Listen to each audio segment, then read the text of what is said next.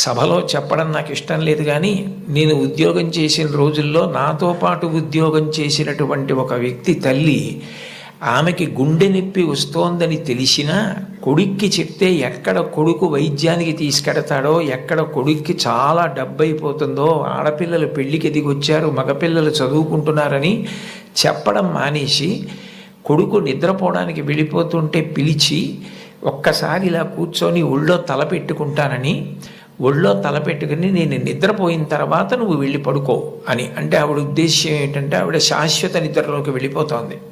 ఆ కొడుకు ఒళ్ళో తల పెట్టుకుని పడుకుంటే కొంతసేపటికి తల్లి కదలటం లేదని వాడు కదిపి చూస్తే తల్లి శరీర త్యాగం చేసేసింది. ఆ తర్వాత తెలిసింది, తన భార్య చెప్పింది, కొంచెం గుండెల్లో నొప్పిగా ఉందమ్మా, బరువు పని చేయలేకపోతున్నాను, కానీ వాడికి మాత్రం నువ్వు చెప్పకు సుమా అని ఒట్టేయించుకుందట కోడలతో. అది తల్లి అంటే.